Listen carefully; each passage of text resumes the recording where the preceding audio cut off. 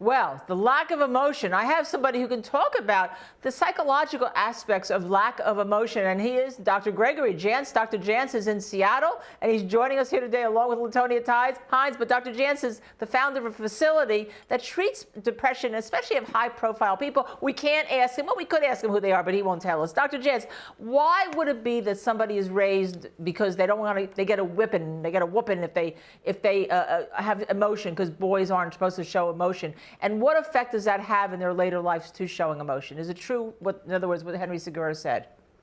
Well, what we know is emotion always goes somewhere. And what I mean by that, maybe we were conditioned not to show a lot, or we have certain beliefs. I don't show my anger. But here's the important part. It always goes somewhere. It may swell and the volcano goes off later. It may transfer into depression. But every emotion goes somewhere. And eventually it will come out. And so when we say, well, I'm conditioned not to show emotion, maybe you were, but where is that emotion? Where did it go? Wow, what a fascinating thing, Latonia. If that were in a trial, of course, if I'm the prosecutor, I would say the emotion went to killing, my girlfriend, my child, and her kids. I mean, that's an interesting psychological thought when you think about this case, isn't it? Exactly, Linda. So maybe you were used to not having emotion, and maybe you just got so mad, as the theory is the prosecution case is that the $20,000 in bad child support, all of that started together, and maybe it just welled. And then at one point in time, there's this emotional burst. But I think what is very hard, and I think was hard for the jury, is that when you hear about such a horrific set of deaths, that the emotion is not shown. And I think that makes you even think that either you are cold and calculating, that even these type of deaths, one of them being your own child, didn't cause you any emotion whatsoever, or you're cold and calculating in your testimony as you're trying to, create your story. And you've got to remember also, the jury knows that he wasn't truthful when they did the first interview with him, with the police. And so those things probably all went together in them making their decision. Well, you know what? The prosecution obviously crossed Henry Segura, and obviously the jury liked it. So let's watch some of the cross from the prosecutor. And I'd like to then bring it over to Dr. Gregory Jantz. If you're going to kill somebody and your target would be Brandy, but also maybe the child, wouldn't it make sense then from a psychological viewpoint that the child that you have is the first one you drown, if that's the motive and Segura is a killer? It certainly could, and apparently that was likely. It appears true here. One of the things that I am seeing is, we talked about emotion, the disconnect that apparently comes across to me as I view this, a disconnect which makes a person even more unbelievable. We're constantly searching for more, and we want more of a reaction. We want more information. And this is a challenge for me as I watch this. And then I look at the children and I think about the process of how they were murdered. This is difficult to see. It's a very difficult case. And obviously, whenever you try a case like this, you worry that the death of children will supplant and the jury will use emotion. I don't know if that's the case here, but they certainly found Henry Segura guilty. Okay. So obviously the jury didn't believe that he was the kingpin that ordered a hit on Brandy Peters and her children to send a message because she had stolen to a drug cartel. So let's talk about the psychology of this with Dr. Gregory Jantz, who again runs a large facility in Seattle, the other side of the United States. While I have you here, do you see symptoms of grandiosity or any diagnosis in what you call the diagnostic and statistical manual by just watching Mr. Santos? And I know you can't diagnose him, but just what you see as a person, as an onlooker.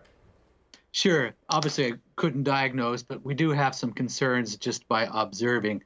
One is, we're back to this observation of a total disconnect, which again seems to be, it's hard to believe. Here's an individual that on some level is taking credit or wants us to believe. But we're back to that intuitive sense that something is missing. It's unbelievable. And we're asking questions in our minds like, well, what level are drugs involved, was involved? What is this person's real role? The question arises to me, who is he protecting in order to potentially save his life? So as we look at this, a lot of different psychological questions come to mind. We just need some more information about him to dig into this. Well, let me ask you this. He is obviously in prison. He's in a federal lockup doing time. We know Henry Segura has been in jail, pretrial detention, with no bail for 9 years. In the generic thing about prisons or jails, when you have somebody that testifies, is there any studies on whether or not their emotions or how they testify or how they present are different than people that are on the outside of prison looking in or outside of jail looking in? Let me answer that from some personal experience. I spent 2 years working in a women's prison, actually, and I can tell you that the different codes and the prison codes of honor that are present, and a person will actually at some point move towards this, if you will, a delusional belief that what I'm saying is true. They get disconnected from reality. And we're going to see lots of flavors of sociopathic. We're going to see flavors of personality disorders. But a person can actually move to a place where they believe, if you will, the delusion or believe the lie. And oftentimes this does happen, particularly when we're confined and the influence that is around us. We start to believe at times things that are not true. So, wow. But let's go on then. I'd like both of you to watch with me again another clip. This was presented at the trial on the prosecution's rebuttal, and his name is Angel Avila Quinones. And why this is important, because he is supposedly the one who actually did the killing for the Los Zetos cartel, drug cartel. But interesting enough, you will see that he is giving his deposition for trial testimony in Europe, in Italy. Let's watch. So the defense said Angel Avila Quinones' DNA was on the phone. The prosecution said it wasn't. Latonia Hines, he is in Europe. He says he doesn't know any of these people. What gives?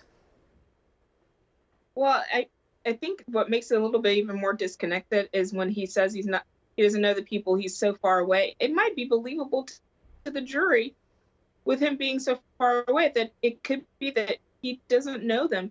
And then this partial DNA match, and then you've got the two competing DNA experts. I don't know that he really added much for the defense's case. Okay, well, obviously it did not work out because we know the end result. We're just trying to go back and reconstruct why. But in the meantime, you know what? We have more on this case, but we're going to take a quick break. Stay with us. We are the Law and Crime Network.